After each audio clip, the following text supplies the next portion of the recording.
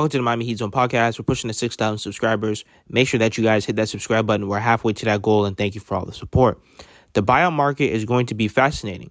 With the Heat below the first tax apron, they are eligible to sign any player on the buyout market, and there will be plenty.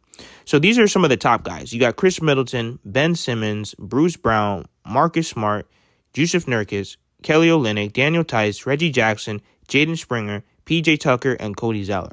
Now, this Miami Heat offense is terrible.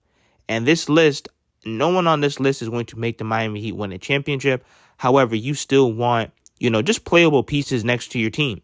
I think that we need a point guard who's a playmaker. We need that desperately. And then we also could always use size. You can never have enough size. I think that Chris Middleton, I know a lot of people were saying, Chris Middleton, our offense is terrible, but is he healthy? I mean, he's only played 23 games this season. He's been pretty injured for the past 2 seasons.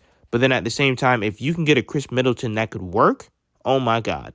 I think that's something that they should at least look at, but I don't have high hopes for that. With Ben Simmons, I don't really like Ben Simmons at all. I think he's soft.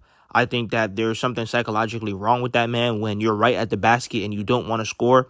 I don't know. How do you just fall? How do you go from an all-star and then you just fall all the way down to where he's at to a buyout guy? I thought Ben Simmons was going to be a 6'8", point forward monster. The fact, like I said, he was an all-star, and then now he's afraid to even shoot a free throw. He's airballing free throws. He can't shoot, but he does bring a lot of the fundamentals by rebounding, defense, playmaking, pushing the pace.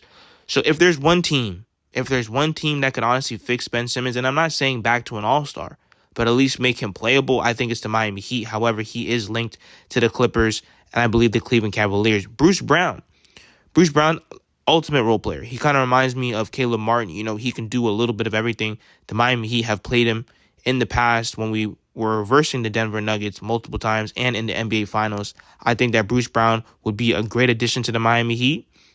Same thing with Marcus Smart, even though he's been really banged up with the Memphis Grizzlies. But, Marcus Smart, he's a winner, and he's a Heat guy.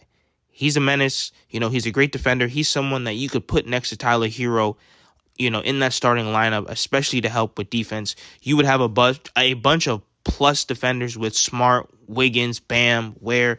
I'm not worried about Tyler Hero now.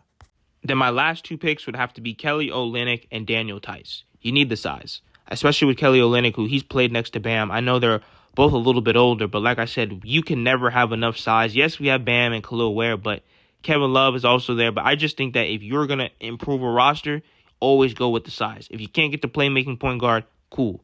Go with the size, because this Miami Heat team, we already know we've been out-rebounded in the past. Bam and Ware is going to need help, especially when we get closer and closer to the playoffs. I'm assuming Kevin Love will play more. But let me know what you guys think. There is a lot of options out there, so it's going to be very interesting. But once again, if we can go with the size, maybe you could take a shot on Chris Middleton. There's a lot of different ways that you can go. You can go defense with Marcus Smart. Make sure that you guys hit that subscribe button, and thank you guys for all the support.